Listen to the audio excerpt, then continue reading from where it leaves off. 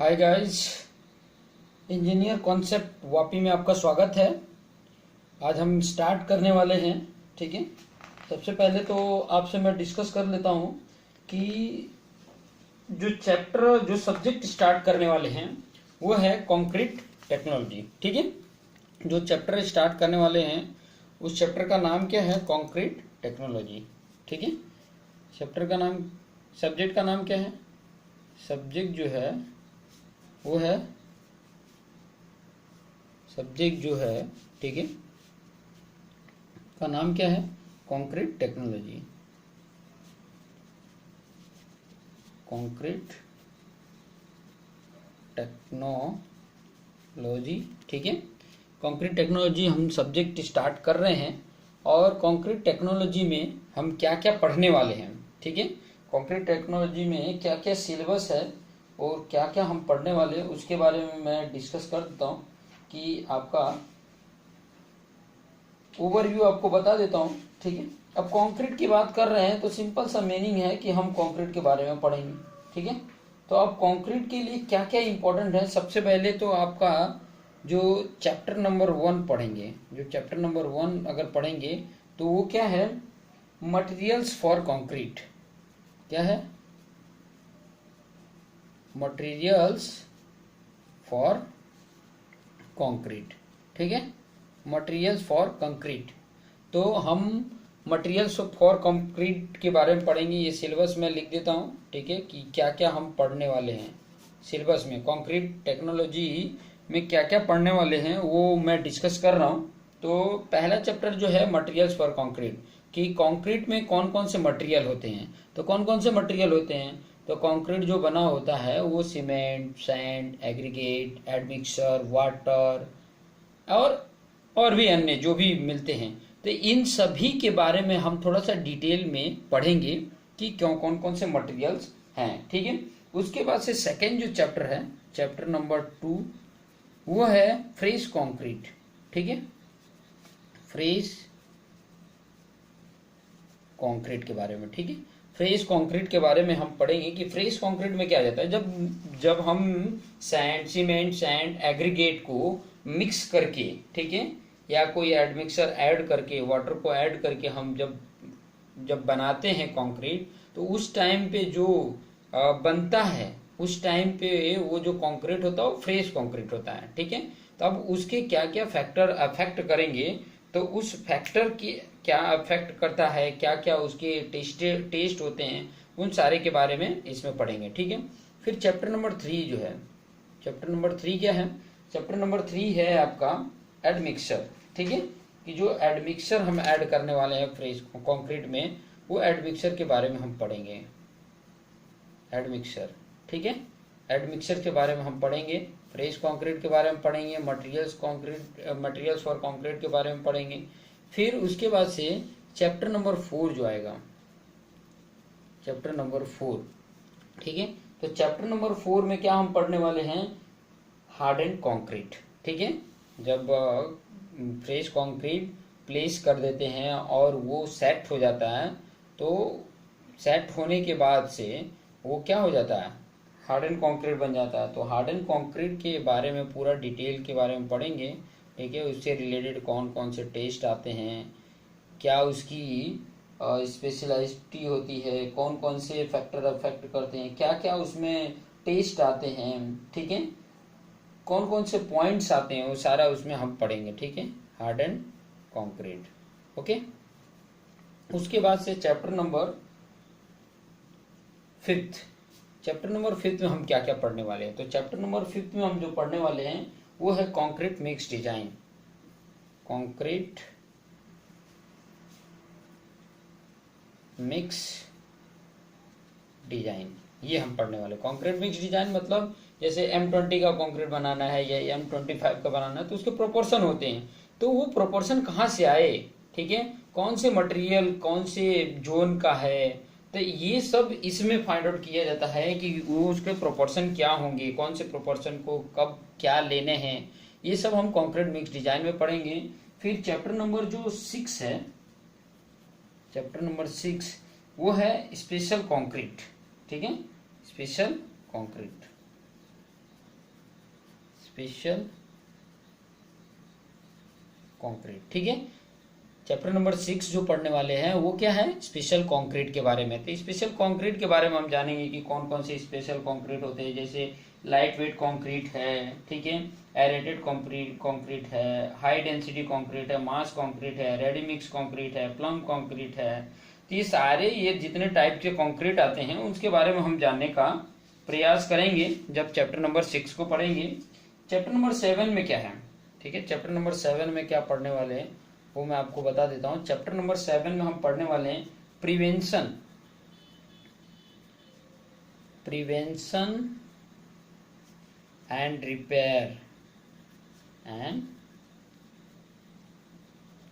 Repairs for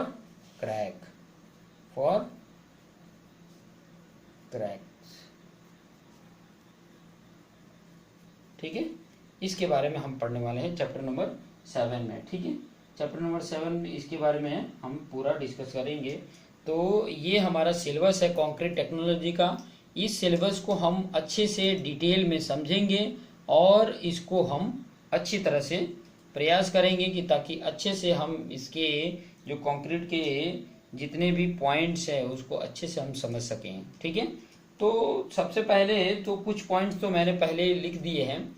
chapter number 1 को हम start करने वाले हैं। जो मेरे पास ये जो चैप्टर नंबर 1 है, ठीक है, चैप्टर नंबर 1 जो है, इस चैप्टर नंबर 1 को हम पहले स्टार्ट करने वाले हैं, concrete technology, materials for concrete. ठीक है, मटेरियल्स फॉर कंक्रीट। और सबसे पहले मैं बता दूं कि मेरा जो चैनल्स का नेम है, आप शैलेंद्र प्रजापति आप सर्च मारेंगे, शैलेंद्र प्रजापति आप सर्च मारेंगे तो आपको ये चैनल ओपन होगा। ठीक में, और उस चैनल में आप जाके और इस वीडियो को आप देख सकते हैं। मेरा कॉन्टैक्ट नंबर अगर आप देखना चाहते हैं तो कॉन्टैक्ट नंबर मेरा है 7359924377। और जो मेरे ऑफलाइन क्लासेस जो चलते हैं, ऑफलाइन क्लासेस जो हैं, ठीक है, क्लासेस हैं वो 2 जगह पे चलते हुए हैं। ठीक है, 2 जगह मतलब एक वापी में हमारा चलता हुआ है और दूसरा कहाँ पर है, भिलाड़। ठीक है, ये 2 जगह पे क्लास हैं। इस क्लास को आप अटेंड कर सकते हैं। ठीक है, परमानेंट क्लासेस मेरा वापी में, भिलाड़ में टेम्परेरी बेस पे है, तो आप दोनों जगह पे अटेंड कर सकते हैं। ठीक है, तो आ जाइए, सबसे पहले हम स्टार्ट करते हैं पहला चैप्टर क्या है, मटेरियल्स फॉर कंक्रीट। ठीक है, पहला जो चैप्टर है मेरा वो क्या है, मटेरियल्स फॉर कंक्रीट। ठीक है, तो हम पहला चैप्टर मटेरियल्स फॉर कंक्रीट, तो सबसे पहले जानेंगे कि कंक्रीट में कौन कौन से मटेरियल होते हैं। ठीक है, कंक्रीट में कौन कौन से मटेरियल होते हैं, समझ में आ रहा है। ठीक है, तो उन मटेरियल्स के बारे में पूरा डिटेल में हम पढ़ेंगे, समझे ना। तो देखो, मैंने पहले ही आपको यहाँ पे बताया हुआ है कि कंक्रीट है। ठीक है, ये कंक्रीट है जो कौन कौन से मटेरियल से बना है, सीमेंट, सैंड जिसको फाइन एग्रीगेट भी बोला जाता है, एग्रीगेट जिसको कोर्स एग्रीगेट बोला जाता है, वाटर एंड एडमिक्सर। ठीक है, तो इन मटेरियल से मेरा कंक्रीट बनता है।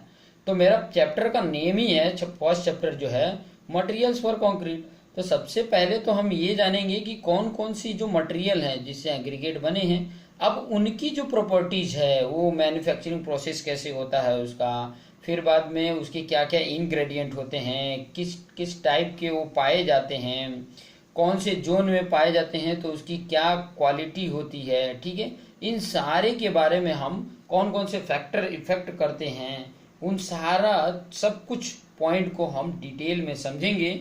और जितने भी ये मैं बता रहा हूँ, ठीक है, इसके जो भी पीडीएफ नोट्स हैं वो भी आपको अवेलेबल कराए जाएंगे। ठीक है, तो एक एक पॉइंट्स को देखो, नोट्स क्या हैं। जैसे सबसे पहले नोट्स थोड़े पॉइंट को देख लेते हैं कि the mixture of cement and water, जो सीमेंट एंड वाटर के जो मिक्सर होते हैं उसको क्या बोला जाता है, पेस्ट बोला जाता है। क्या बोला जाता है, पेस्ट बोला जाता है।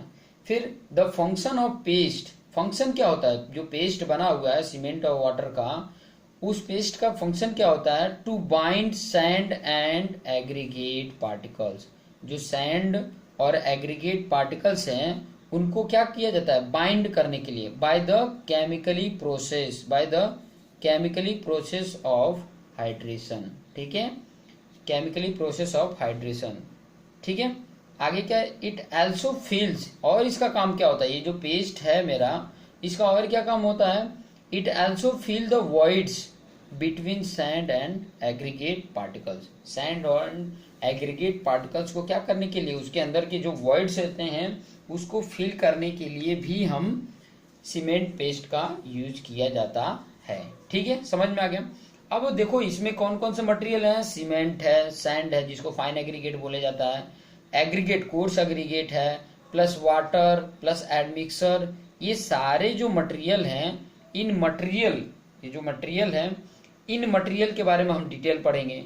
तो सबसे पहले हम सीमेंट जो मटेरियल है इसके बारे में हम जानेंगे। ठीक है, तो सीमेंट के बारे में हम अच्छे से डिटेल में समझेंगे कि ताकि उसके बारे में हम अच्छे से जान सकें। ठीक है, अब सीमेंट के बारे में पढ़ रहे हैं तो पूरा फोकस हमें सीमेंट पे ध्यान देना है कि सीमेंट की कौन कौन से मटेरियल से सीमेंट बनता है, पहले तो ये ध्यान में रखना है। ठीक है, अब देखो सीमेंट के रॉ मटेरियल कौन कौन से हैं, रॉ मटेरियल जो है सीमेंट के वो कौन कौन से हैं, कैल्सीरियस मटेरियल होता है और एक एर्गिलेशियस मटेरियल होता है। ठीक है, दो टाइप के मटेरियल्स हैं, कैल्सीरियस मटेरियल एंड एर्गिलेशियस मटेरियल। तो कैल्सीरियस में क्या आता है, लाइमस्टोन, चॉक एंड मार्ल। ठीक है, एर्गिलेशियस मटेरियल में क्या आता है, क्ले आता है, सेल आता है। ओके, फिर बाद में देखो सीमेंट अगर मुझे बनाना है तो उसके कई सारे मेथड होते हैं, प्रोसेस होते हैं। तो there are 3 process of cement manufacturing, 3 तरीके से होता है। पहला है वेट प्रोसेस, ठीक है, दूसरा है ड्राई प्रोसेस, पहला जो है आपका वेट प्रोसेस है, दूसरा है आपका ड्राई प्रोसेस। ठीक है, पहला wet process, second is the dry process and third जो मेरा है वो कौन सा प्रोसेस है, this is the semi dry process. Okay, तीसरा जो है हमारा वो क्या है, सेमी ड्राई प्रोसेस है। ओके, अब देखो अभी ये जो प्रोसेस है वो 3 पार्ट में होते हैं। तीनों प्रोसेस कितने पार्ट में होते हैं, there are 3 points, 3 distinct points बोलो, पार्ट्स बोलो। तो पहला क्या होता है कि पहला जो पॉइंट होता है वो मिक्सिंग ऑफ रॉ मटेरियल होता है। क्या होता है कि सबसे पहले जो रॉ मटेरियल है उसको मिक्स करना, फिर उसके बाद से बर्निंग करना और ग्राइंडिंग करना। ठीक है, तो ये उसके प्रोसेस हैं कि इन 3 प्रोसेस को कंप्लीट करके और मेरा सीमेंट क्या हो जाता है, बन जाता है। तो पहले तो इन 3 सीमेंट के बारे में हम जानने की ट्राई करेंगे। ठीक है, तो 3 सीमेंट ये क्या है उसके बारे में देख लो यहाँ पे, उसको कैसे मैन्युफैक्चरिंग करते हैं उसके बारे में मैं एक्सप्लेन कर देता हूँ। तो सबसे पहले क्या कर देते हैं, चाहे वेट प्रोसेस अगर है, ठीक है, चाहे ड्राई प्रोसेस है, चाहे सेमी ड्राई प्रोसेस है, उनमें पहला जो पार्ट है मतलब मिक्सिंग ऑफ रॉ मटेरियल। अब मिक्सिंग ऑफ रॉ मटेरियल उसके नेम के बेस पे ही है। जो अगर वेट है तो उसको वेट स्लरी फॉर्म में बना लेना है, ड्राई फॉर्म में है तो ड्राई फॉर्म में मिक्स कर लेना है। ठीक है, जो जो इंग्रेडिएंट ऑफ सीमेंट है उन इंग्रेडिएंट को उस फॉर्म में ले लेना है। ठीक है, अब देखो सबसे पहले क्या कर देते हैं, in the wet process raw materials are mix wet in required proportion. क्या कर लेते हैं कि जो रॉ मटेरियल है उसको वेट फॉर्म में मिक्स कर लेते हैं, जो भी रिक्वायर्ड प्रोपोर्शन है। अब अभी मैं बताने वाला हूं कि कौन कितने परसेंटेज में उनको लेते हैं, जितने भी इंग्रेडिएंट हैं। ठीक है, चाहे कैल्सीरियस है चाहे एर्गिलेशियस है, उन सभी मटेरियल को हम किस परसेंटेज में लेके और मिक्स करते हैं। ठीक है, और स्लरी फॉर्म में बना लेते हैं। यदि अगर ड्राई प्रोसेस में है तो उसको ड्राईली मिक्स कर लेते हैं। ठीक है, और मिक्स कर लेते हैं रॉ मटेरियल को। ठीक है, अब ये दोनों भी प्रोसेस है, वेट प्रोसेस या ड्राई प्रोसेस, ये पहला वाला तो दोनों के लिए सेम ही होता है। ठीक है, मतलब स्लरी बना लेना वेट के लिए या इसके लिए बना लेना। फिर उसके बाद से बर्निंग एंड ग्राइंडिंग जो होता है ये मतलब सेम होता है। बाकी यही फर्स्ट वाला जो रॉ मटेरियल है, मिक्सिंग ऑफ रॉ मटेरियल, यही डिफरेंट होता है दोनों के लिए। वेट के लिए वेट होता है, वेट प्रोसेस स्लरी फॉर्म में बना लेने का, ड्राई के लिए ड्राई फॉर्म में ही उसको मिक्स कर लेना है। बाकी बर्निंग एंड ग्राइंडिंग ये तो दोनों के लिए सेम प्रोसेस है। ठीक है, तो अब देखो स्लरी फॉर्म में बना लिए, वेट प्रोसेस में ही देखें, चाहे उसको स्लरी फॉर्म में बना लिए, तो उसको क्या करेंगे, ये जो स्लरी फॉर्म में बना लिए फिर उसको रोटरी किल में रख देते हैं। किस में रख देते हैं, मैं उसको किस में रखता हूँ, रोटरी किल में। अब ये जो स्लरी थी रोटरी किल में फिल कर देते हैं फ्रॉम द अपर एंड, अपर जो एंड है उसमें, किल्न के अपर एंड में, कहां पर, अपर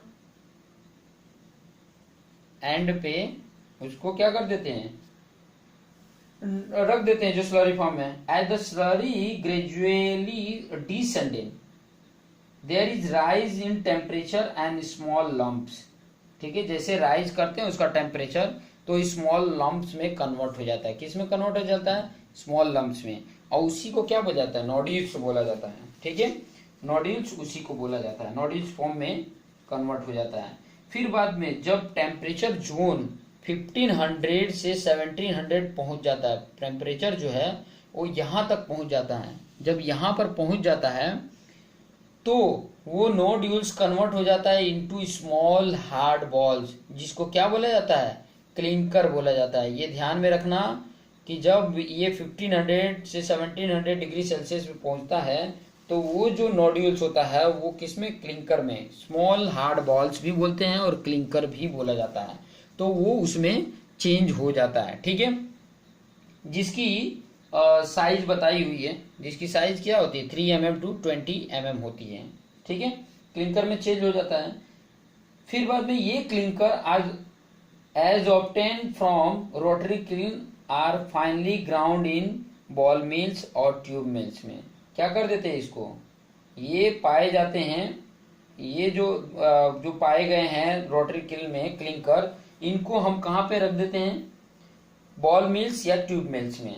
अब ये small quantity about 2 to 3% gypsum इसमें ऐड कर देते हैं। कितना, 2 या 3% इसमें जब मैं बॉल मिल्स या ट्यूब मिल्स में डालता हूं तो उस टाइम पे 2 या 3% जिप्सम ऐड कर देता हूं। ये क्यों ऐड कर देता हूं, to prevent flash setting of cement, ठीक है। अब फ्लैश सेटिंग क्या है, फ्लैश सेटिंग मतलब कि जब वाटर का उसके साथ रिएक्शन हो तो उसके अंदर तुरंत स्टीफनेस ना आ जाए, मतलब तुरंत वो स्टीफ ना हो जाए, इसलिए हम 2 या 3% जिप्सम ऐड कर देते हैं जिससे फ्लैश सेटिंग को रोका जा सके, ठीक है।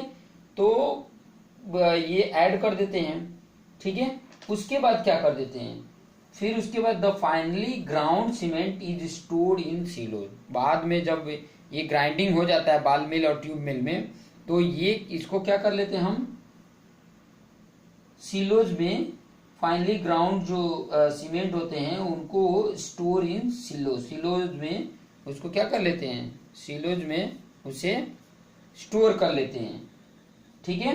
एंड जो स्टोर किया हुआ है उसे वेट किया जाता है और बैग में ऑटोमेटिक मशीन के द्वारा पैक कर लिया जाता है, ठीक है। ऑटोमेटिक मशीन होती है, उसको पहले वेट करो फिर बाद में बैग में पैक कर दो।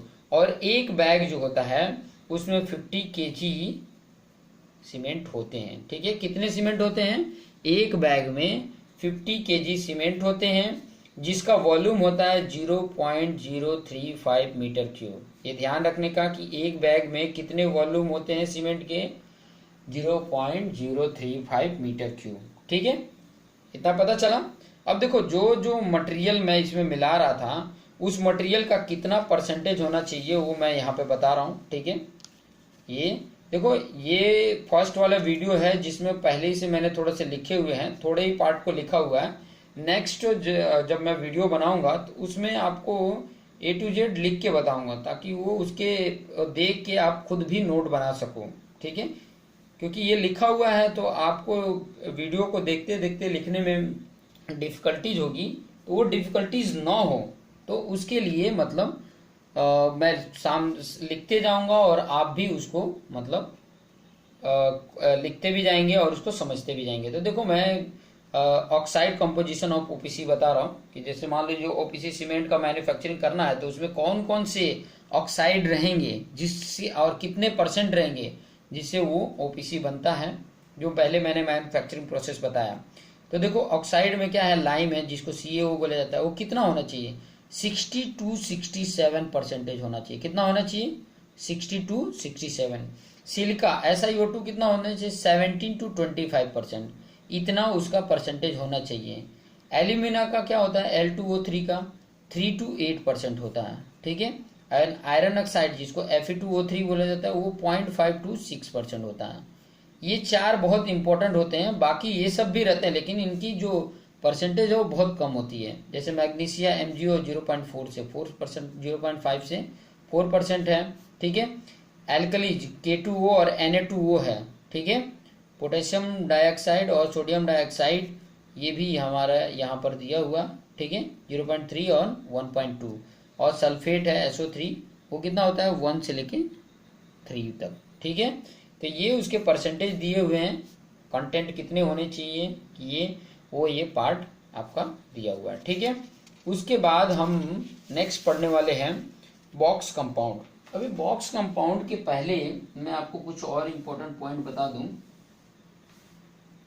इम्पोर्टेंट पॉइंट ये है कि बॉक्स कंपाउंड जो ये जॉन RH बॉक्स साहब ने ये दिया हुआ है, इसके पहले जॉन थॉर्नबर्ग ने भी अपने कुछ पॉइंट्स बनाए थे, ठीक है।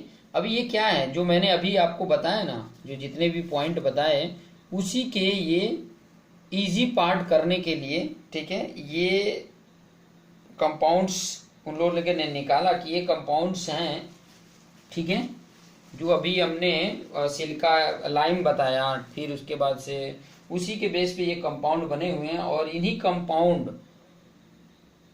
को जॉन थॉर्नबर्ग ने भी दिया था। उसने क्या दिया था? एलाइट, बेलाइट और सेलाइट एंड फेलाइट दिया था। ये 4 नाम दिए थे और वो जो 4 दिए हुए थे केमिकल कंपाउंड वो same to same box compound से मिलते जुलते थे, ठीक है।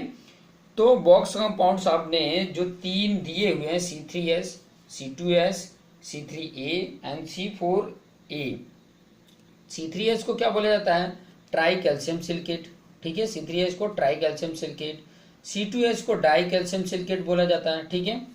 एंड C3A को ट्राई कैल्शियम एल्यूमिनेट बोला जाता है एंड C4A को टेट्रा कैल्शियम एल्यूमिनोफेराइड। अब देखो इनका परसेंटेज क्या होता है सीमेंट में, इनका परसेंटेज कितना होता है? ट्राई कैल्शियम का कितना होता है? 30-50 होता है, ठीक है, 30-50 होता है। एंड डाई कैल्शियम सिलिकेट का 20-45% होता है। एंड 8-12% जो मास होता है वो होता है ट्राई कैल्शियम एल्यूमिनेट का। And tetra calcium aluminate ferrite का 6-10% होता है, ठीक है। अब देखो सबसे ज्यादा कितना है किसका है? ट्राई कैल्शियम सिलिकेट का।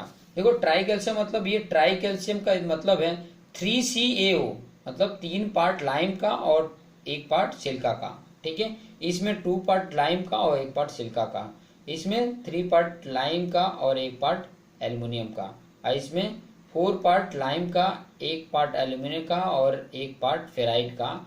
ये इस प्रकार से ये कंपाउंड बने हुए हैं और इन कंपाउंड के बेस पर ही मेरा ये टोटल सीमेंट बना हुआ है, ठीक है। अब देखो सीमेंट तो बन गया है मेरा, ठीक है, उसमें ये पार्ट्स हैं इतने इतने परसेंटेज में, ठीक है, सीमेंट में। अब सीमेंट जब वाटर के साथ रिएक्शन करता है तो एक्चुअली ये जो 4 दिए हुए हैं इनकी क्या प्रॉपर्टीज हैं, एक्चुअली क्या करते हैं जिसकी वजह से मेरा वो सीमेंट में इनका क्या वर्क है, ये थोड़ा सा हम जान लेते हैं, ठीक है। तो सबसे पहला है मेरा C3S। अब C3S के बारे में हम जान लेते हैं, जिसको क्या बोला जाता है? ट्राई कैल्शियम सिलिकेट, ठीक है। इसका काम क्या होता है कि it is responsible for early strength. ये किसके लिए रिस्पॉन्सिबल होता है? अर्ली स्ट्रेंथ के लिए रिस्पॉन्सिबल होता है, ठीक है, बहुत जल्दी ये स्ट्रेंथ दे देता है। First 7 days strength is due to C3S। C3S के कारण ही पहले 7 डेज में ही इसकी स्ट्रेंथ मिल जाती है, पहले 7 डेज में ही क्या मिल जाती है? स्ट्रेंथ वो मिल जाती है। It provides more heat of hydration. ये क्या प्रोवाइड कर देता है?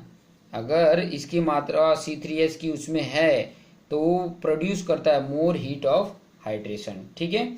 A cement with more C3S content is better for cold weathering country. अगर उसमें C3S की मात्रा कंटेंट जो है सीमेंट में वो ज़्यादा है तो उसका यूज हम कोल्ड वेदर कंक्रीट में इजिली कर सकते हैं। ठीक है, तो ये सारे पॉइंट्स थे, ये सारे पॉइंट को भी हमने ध्यान में रखना है। अब C2H के बारे में हम देख लेते हैं। ठीक है, C2H डाई कैल्शियम सिलिकेट, ये क्या बोल रहा है कि the hydration of C2H start after 7 days. इसका जो स्ट्रेंथ मिलता है वो 7 डेज के बाद मिलना चालू होता है। ठीक है, 7 डेज के बाद इसका स्ट्रेंथ मिलता है। हाइड्रेशन प्रोसेस जो C2H का होता है वो स्टार्ट 7 डेज के बाद ही होता है। It gives strength after 7 days, ये जो स्ट्रेंथ देता है वो कितने 7 डेज के बाद देता है। ठीक है, स्ट्रेंथ जो देता है 7 days. C2H hydrate and harden slowly and provides much of the ultimate strength. ठीक है, ये जो C2H हाइड्रेट होता है, हार्डन्स होता है, वो स्लोली प्रोसेस में होता है और प्रोवाइड अल्टीमेट स्ट्रेंथ प्रोवाइड करता है। ठीक है, उसके बाद it is responsible for later strength of concrete, वही बात को रिपीट किया है। ठीक है, 7 डेज के बाद देना या लेटर देना, बाद में देना, ये उसके लिए रिस्पॉन्सिबल होता है। It produce less heat of hydration, ये जो हीट ऑफ हाइड्रेशन देता है वो कम प्रोड्यूस करता है। समझ में आ गया C2H को, डाई कैल्शियम सिलिकेट का। अब देखो उसके बाद से C3A के बारे में हम जानने की कोशिश करते हैं। ठीक है, कि C3A क्या है। तो C3A क्या है, ट्राई कैल्शियम एल्यूमिनेट है। तो इसका क्या है work, the reaction of C3A का वाटर के साथ रिएक्शन होता है इज वेरी फास्ट। क्या होता है, बहुत फास्ट होता है। C3A का वाटर के साथ रिएक्शन जो होता है वो बहुत फास्ट होता है। May lead to an immediate stiffness, और इसी के कारण क्या हो जाता है, जो सीमेंट है वो बहुत जल्दी स्टिफ हो जाता है, बहुत जल्दी क्या हो जाता है, सख्त हो जाता है।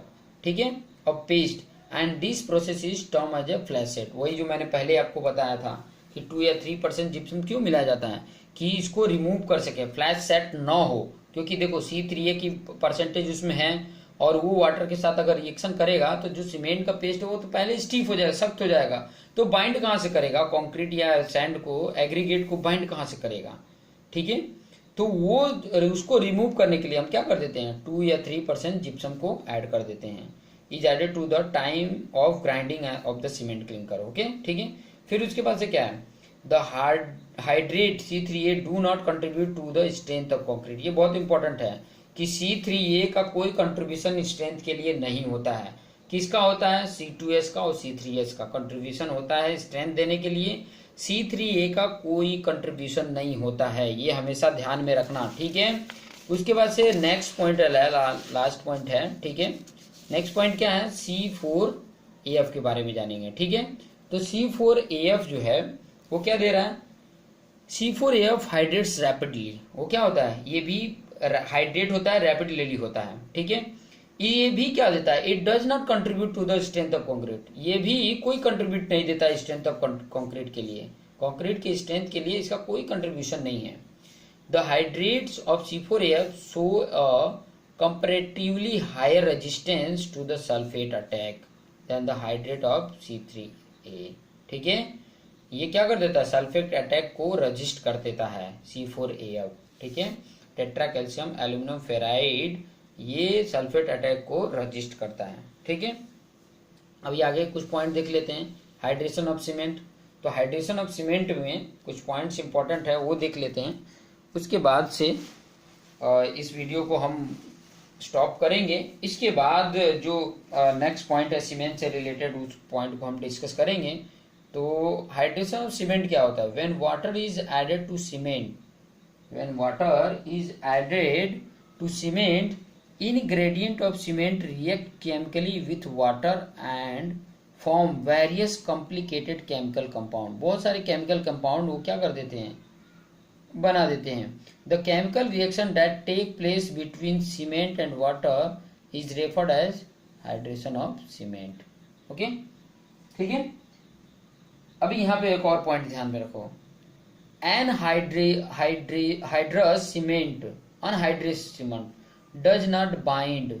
जो अनहाइड्रस सीमेंट है, जो उसमें हाइड्रेशन हो ही ना, ठीक है, सीमेंट का वाटर के साथ रिएक्शन ना हो, ठीक है, तो क्या करेगा, बाइंड नहीं करेगा फाइन और कोर्स एग्रीगेट को। तो उसके अंदर हाइड्रस होना चाहिए, अनहाइड्रस नहीं होना चाहिए। ठीक है, हाइड्रेशन होना चाहिए। इट एक्वायर्स एडहेसिव प्रॉपर्टी, ये ध्यान रखने का। एडहेसिव प्रॉपर्टी क्या होता है कि अट्रैक्शन between different moleculars,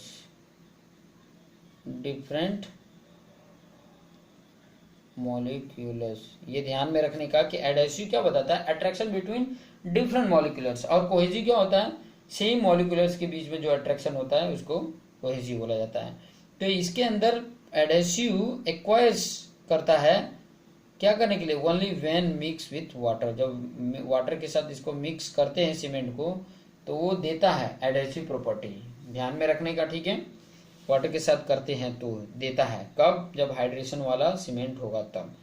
अब देखो, the silicate C3S C2S and aluminate C3A of the cement react with water and form hydrosilicate and hydroelement। जब C3S C2S और C3A सीमेंट जो है वो रिएक्ट करता है वाटर के साथ तो क्या बनाते हैं, हाइड्रोसिलिकेट एंड हाइड्रोएल्यूमिनेट बनाते हैं। इसी प्रोडक्ट को ये जो बनाते हैं, इस प्रोडक्ट, ये जो प्रोडक्ट होता है आर थिक एंड स्टिकी होता है। थिक होता है, थिक मतलब गाढ़ा होता है, एंड स्टिकी मतलब चिपचिपा होता है। इसी को क्या बोला जाता है, जेल बोला जाता है। इट इज कॉल्ड जेल, ठीक है, it is called gel. Gel possess adhesive property and bind aggregate and sand together, ठीक है। ये जो जेल प्रोसेस होता है, जेल प्रोसेसेस होते हैं, ये क्या कर देते हैं, ये एडहेसिव प्रॉपर्टी होती है, ठीक है, और ये इनका काम क्या होता है, बाइंड करते हैं सैंड और एग्रीगेट को, ठीक है, और क्या कर देते हैं, it also fill the voids between sand and aggregate, और सैंड और एग्रीगेट के बीच में जो वॉइड्स होते हैं उसको भी क्या करते हैं, ये फील करते हैं, ठीक है। समझ में आ गया, इतने पॉइंट को समझ में आया। फिर उसके बाद से जो नेक्स्ट पॉइंट है, वाटर रिक्वायर्ड फॉर हाइड्रेशन, कि कितने वाटर की रिक्वायरमेंट होती है फॉर हाइड्रेशन के लिए। तो ये भी बहुत इंपॉर्टेंट है, ये जानना बहुत इंपॉर्टेंट है। वो क्या होता है, it has been estimated that for C3S and C2S compound on an average 23% of water by weight of cement is required for chemical reaction। C3S C2S के साथ वाटर के रिएक्शन के लिए 23% तो चाहिए ही, और 23% जब मिलते हैं, ठीक है, 23% तो उसको चाहिए। और क्यों चाहिए, ताकि वो क्या कर सके, बाइंडिंग एडहेसिव दे सके, ठीक है। उसके बाद से a certain quantity of water is imbibed within gel pores। This water is known as a gel water। It is the quantity of water is inadequate fill up the gel pores। gel pores को fill करने के लिए भी मुझे कुछ percentage of water की जरूरत होती है। वो कितनी होती है, 15%। तो 23% C3S C2S कंपाउंड के साथ रिएक्शन करने के लिए, और 50% जेल पोर्स को फिल करने के लिए दिया जाता है। Total 38% water by weight of cement is required for complete hydration. Complete hydration के लिए कितना चाहिए, 38% हमें जरूरत है। 38% water of cement weight, cement weight का 38% वाटर की जरूरत होती है कंप्लीट हाइड्रेशन के लिए, ठीक है। अब यहाँ पे ध्यान दो, अगर 38% से कम वाटर होता है तो क्या होता है, अगर कम होगा तो strength of concrete will be reduce. तो कंक्रीट का जो स्ट्रेंथ होगा वो क्या होगा, रिड्यूस हो जाएगा। अगर 38% से ज्यादा मैं वाटर यूज करता हूं तो क्या होगा, the more will be undesirable capillary cavities आ जाएंगे, कैपिलरी कैविटीज प्रोड्यूस हो जाएगा। तो ये पॉइंट को हमने ध्यान में रखना है। तो यहाँ तक आपने इस को देखना है, समझना है। इसके बाद जो भी पॉइंट्स हैं, ठीक है, उस पॉइंट्स को हम डिस्कस करेंगे कि कौन जो भी पॉइंट है उसके बारे में हम जानेंगे, ठीक है। सीमेंट के मैन्युफैक्चरिंग हमने देख ही लिया, सीमेंट के कौन कौन सी कंपनी है उसके बारे में हम डिस्कस करेंगे, टाइप्स ऑफ सीमेंट के बारे में बताएंगे, और उनकी प्रॉपर्टीज और यूजेज के बारे में बताएंगे। इन सब के बारे में आपको एक्सप्लेन करेंगे। फिर सीमेंट के कौन कौन से फील्ड टेस्ट हैं या लेबोरेटरी टेस्ट हैं उसके बारे में नेक्स्ट वीडियो में डिस्कस करेंगे। तो वीडियो को देखिए, सब्सक्राइब करिए, बेल आइकन पर क्लिक करिए ताकि अपडेटेड वीडियो आप तक पहुंचते रहें। So thank you for watching this video.